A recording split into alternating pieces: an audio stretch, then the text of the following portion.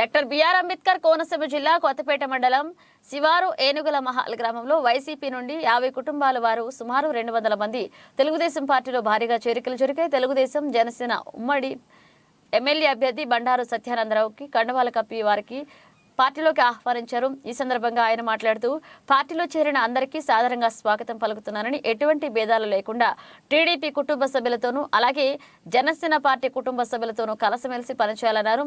రాష్ట్రంలో మన ప్రభుత్వం ఏర్పడడం కోసం అలాగే కొత్తపేట నియోజకవర్గంలో ఉమ్మడి అభ్యర్థిగా తన గెలుపు కోసం కృషి చేయాలని సత్యానందరావు తెలియజేశారు.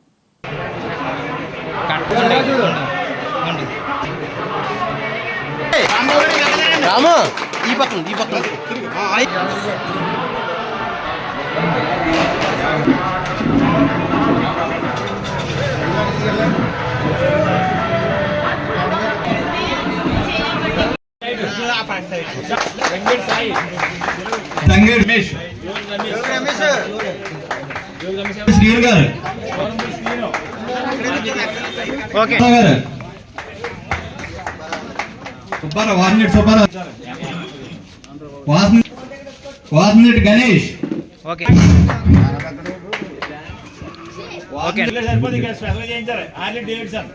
కుడుపూడి సాయి సోరంపూడి బ్రహ్మాజీ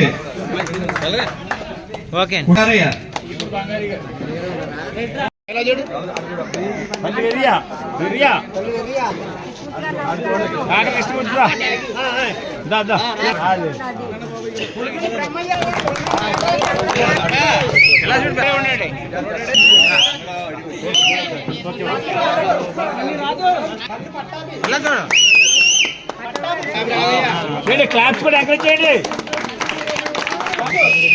పల్లి యేసు కాకర రాంబాబు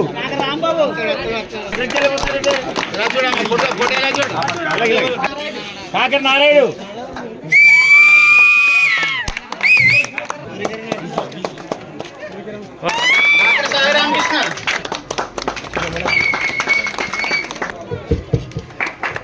కోనాల వెంకటేశ్వరరావు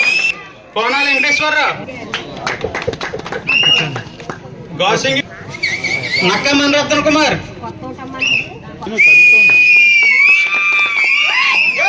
రామకృష్ణ గారు ఏనుమగకు సంబంధించిన అన్ని విషయాలు వివరంగా మీకు వివరించారు కాబట్టి వాటికి జోలికి నేను పోను. కానీ ప్రధానంగా ఈ రాష్ట్రంలో ఇప్పుడు తెలుగుదేశం జనసేన ప్రభుత్వాన్ని ఏర్పాటు చేయవలసిన బాధ్యత పౌరులుగా మనందరి మీద ఉంది. జగన్మోహన్ రెడ్డి గారు ఒక్క ఛాన్స్ అంటే ఒకే ఒక్క ఛాన్స్ అంటున్నారు కదా అని బ్రహ్మాండమైన అవకాశం ఇచ్చారు. భారీ మెజార్టీతో అత్యధికమైన సీట్లతో ఆయన ముఖ్యమంత్రిగా తెచ్చుకోవడం జరిగింది. కానీ ఒక్క ఛాన్స్ ఎంత ఇబ్బంది పెడుతుంది, ఈ విధంగా రాష్ట్రం తయారవుతుంది, ప్రజలు ఇన్ని రకాల కష్టాలు చూడాల్సి వస్తుందని ఎవరు ఊహించలేదు. 4 సంవత్సరాల 10 నెలల కాలంలోనే ఈనాడు రాష్ట్రం అన్ని రంగాల్లోనూ కూడా భ్రష్టు పట్టిపోయింది. అన్ని వ్యవస్థలు కూడా కుదేలయ్యాయి. పరిపాలన అంటే ఏమిటో గతంలో ముఖ్యమంత్రులు చూసాం, గతంలో ప్రభుత్వాలను చూసాం. కేవలం జగన్మోహన్ రెడ్డి గారు అనే ఒకే ఒక వ్యక్తి వల్ల రాష్ట్రం ఈ విధంగా ఎంత అధోగతి పాలవుతుందని ఎవరు ఊహించలేదు. అందుకే అన్ని వర్గాల ప్రజలు కూడా కష్టాలు ఎదుర్కొంటూ ఉన్నారు. బలహీన వర్గాలే కాదు, దళితులే కాదు, రైతులే కాదు, మహిళలే కాదు, ఉద్యోగులే కాదు, విద్యార్థులే కాదు, వ్యాపారస్తులే కాదు, అన్ని వర్గాల ప్రజలు కూడా ఇబ్బంది పెడుతున్న ప్రభుత్వం ఏదైనా ఈ రాష్ట్రంలో స్వాతంత్రం వచ్చిన తర్వాత చూసాము అంటే అది జగన్మోహన్ రెడ్డి గారి ప్రభుత్వం. ఈ ప్రభుత్వం ఇంకా అధికారం చేసే అర్హత కోల్పోయింది. ఈ ప్రభుత్వాన్ని ఇంకా గద్దె దింపాలి. ఈ ప్రభుత్వం, ఈ ముఖ్యమంత్రి పరిపాలించడానికి చేతకాని పాలనతో రాష్ట్రాన్ని సర్వనాశనం చేశారు అని నాడు అందరూ కూడా భావిస్తూ ఉన్నారు. అందుకే రేపు వచ్చే ఎన్నికల్లో ఈ వైసీపీ ప్రభుత్వ పరిపాలనకి చరమగీతం పాడాలని చూస్తూ ఉన్నారు.